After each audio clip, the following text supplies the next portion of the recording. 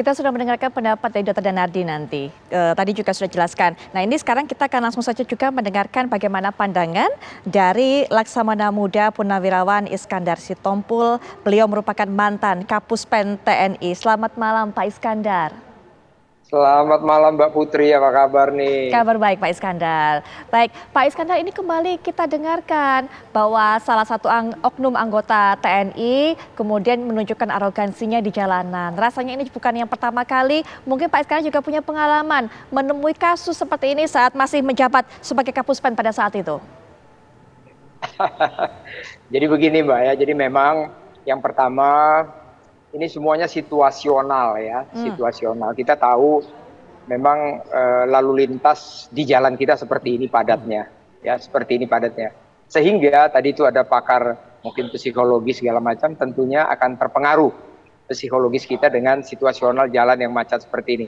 Namun, nah di sini namunnya, harusnya seorang tentara dia harus bisa mengendalikan dirinya dia. Jadi janganlah seperti itu, sangat disayangkan. Ini kan mencoreng nama TNI. Untung saja TNI itu dia komando dari atas, ya. Jadi semuanya gampang didapatkan sehingga siapa orangnya, siapa kesatuannya, semuanya bisa dilacak dengan cepat. Karena kita sistemnya plat nomor, begitu plat nomor diacak, ada kita punya komandan detasmen markas, ada bagian angkutan, itu pasti tahu siapa mobilnya itu, pemiliknya siapa. Ini kecepatan dari TNI. Namun alangkah indahnya kita tentunya yang berlalu lintas ini juga ya saling menghormati. Kemungkinan juga mungkin lagi buru-buru ya kan, kemungkinan. Tapi memang situasi jalan kita memang akhir-akhir ini di Jakarta, mungkin kita semua merasakan, Mbak Putri, mungkin tadi Bapak pengamat juga yang ada di studio merasakan bagaimana kita mau menuju ke satu tempat itu begitu sulitnya. Jadi semuanya pertama memang TNI-nya salah, dia harus bisa mengendalikan diri. Itu kunci dari TNI, harus bisa mengendalikan diri. Kedua, situasional jalan raya kita. Alangkah indahnya, marilah kita rapikan sama-sama semuanya bagaimana caranya. Begitu Mbak, menurut dari saya. Ini pernah kejadian kok. Bukan di sini aja, juga kadang-kadang pernah dulu masalah parkir juga kan pernah ribut. Tapi semua itu adalah manusianya. Saya lihat di sini manusianya yang tidak bisa mengendalikan diri. Itu yang saya bisa sampaikan, Mbak. Pak Iskandar, kemampuan anggota TNI untuk bisa mengendalikan diri ini sebenarnya tampak nggak pada tes-tes yang dilakukan ataupun juga tes yang dijalani secara rutin terkait juga dalam tes evaluasi rutin untuk bisa memiliki senjata? Ya, kalau senjata itu biasanya kita itu ada jabatan-jabatan tertentu itu memang dibekali senjata. Itu ada jabatan-jabatan tertentu. Namun kita ada di sini yang saya selalu katakan pada saat jadi Kapuspen TNI, itu ada namanya jam komandan. Ada namanya jam komandan atau jam kepala bagian. Nah, itu kita 1 minggu sekali, itu semua dievaluasi. Semua dievaluasi. Fungsi ini harapan saya masih terus berjalan. Sehingga di situ semua disampaikan apa yang lagi isu menarik. Misalnya, ya maaf ini ya, misalnya maaf ini bukan kita menyinggung siapapun, misalnya saudara kita Sambo, itu semua dibuka di jam komandan itu.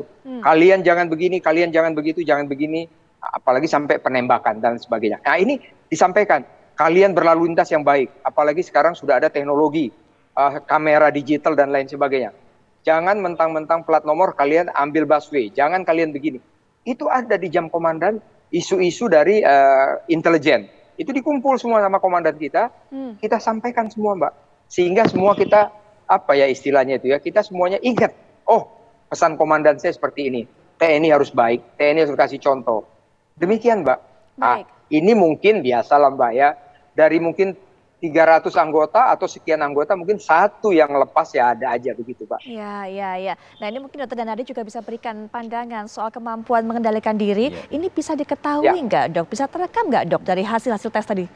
Bisa, jadi meskipun itu sifatnya cross-sectional, tetapi bahwa kita sebagai asesor itu bisa membuat nilai prediksi bahwa seseorang ini saat ini emosinya sedang baik-baik saja, tapi bahwa individu ini bahwa nanti kalau terjadi akumulasi, terjadi stresor yang berkepanjangan, ini emosinya akan meningkat. Itu ada dalam tes itu bisa kelihatan nilai prediksi namanya. Nah itu perlu mendapatkan perhatian bahwa orang-orang yang saat ini kelihatan tenang tapi bahwa punya suatu bakat yang bisa impulsif, ini memang harus hati-hati kalau seperti Biasanya ini. pemicu-pemicunya bisa seperti apa sehingga orang itu bisa menjadi impulsif, Ya, walaupun dari hasil tesnya ini cukup baik? Bisa saja, jadi misalnya apakah itu dari dalam dirinya sendiri bisa, ataukah dari eksternalnya, apakah itu kaitannya dengan teman, kaitannya dengan pekerjaan, kaitan dengan stresor di keluarga, itu semuanya bisa terjadi. Baik, semuanya Ya. bisa terjadi. Ya. Nah, Pak Iskandar, kemudian tadi sudah menjelaskan kalau seminggu sekali ini diberikan materi dari komandan begitu kan kepada pasukannya bahwa seperti ini loh, jangan seperti ini, jangan seperti itu, wejangan-wejangan seperti itu. Kemudian, apakah kemudian ini juga menjadi suatu hal yang mengikat bagi mereka? Ya, kalau zaman saya itu jadi mengikat ya pasti mengikat. Kenapa? Kita akan ingat. Kenapa? Di tentara itu, Mbak, ada yang namanya Sabta Marga Sumpah Prajurit. Kita harus ingat itu, apa yang disampaikan komandan kita. Sehingga kita ingat begitu kita mau melakukan, ini contohnya saya aja lah ya. Saya ambil ke diri saya, nggak usah ke orang lain. Pada saat zaman-zaman saya letnan, kolonel atau mayor, itu kan emosi masih tinggi, Mbak. Ya kan? Emosi masih tinggi. Seperti kita mau buru-buru misalnya ada rapat. Itu emosi naik, apalagi mau nyalip orang ya, seperti kita lihat ini di jalan ini, mau nyalip nggak bisa, mau nyalip dari kiri nggak bisa, itu ada emosi kita. Nah, begitu kita ada jam komandan tadi, kita ingat, oh komandan aku berpesan, jangan berbuat onar, jangan membuat gaduh. Masyarakat itu adalah kita, TNI dari rakyat untuk rakyat. Akhirnya kita kadang-kadang begitu ingat itu, saya di jalan, ya saya agak turun temperamen saya. Komandan saya mengatakan bawa nama baik TNI.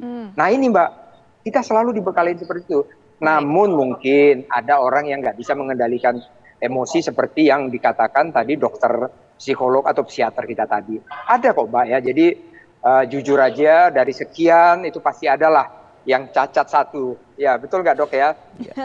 Yang dialami sama TNI begitu Mbak. Baik, Pak Iskandar, hingga saat ini sebenarnya kami sudah mengundang perwakilan dari pihak TNI untuk bisa memberikan keterangan kepada kami. Upaya tindak lanjutnya seperti apa? Apakah ada sanksi dan sebagainya? Tapi memang sampai dialog ini berjalan, belum bisa berkesempatan pihak dari TNI tersebut untuk bisa memberikan keterangan. Tapi kalau dari pengalaman Pak Iskandar, sewaktu masih bertugas sebagai Kapuspen, kemudian mungkin bisa memberikan informasi kepada kita. Pada saat itu jika terjadi hal seperti ini, tindakan apa yang dilakukan kepada personil yang melakukan?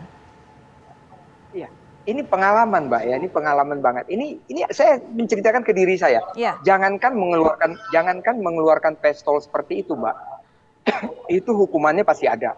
Ya, saya ceritakan ke pengalaman saya. Saya pernah dulu juga seperti ini, tapi saya bukan nembak orang, saya cuma berantem. Saya cuma berantem dengan orang. Tidak ada yang ini. Saya dihukum, tidak boleh sekolah. 1 periode saya nggak boleh sekolah.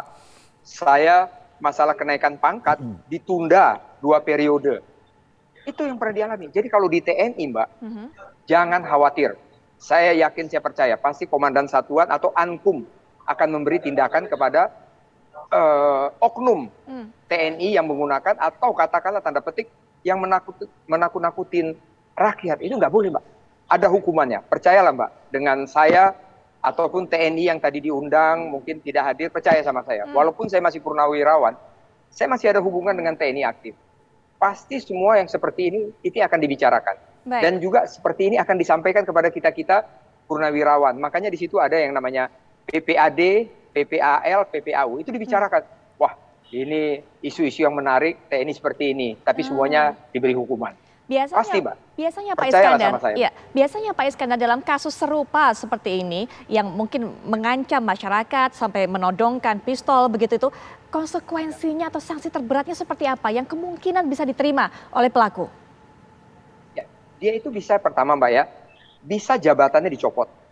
Ya, jabatannya dicopot, dia tidak diberi jabatan, dia diberikan ke detasmen markas tanpa jabatan atau jobless.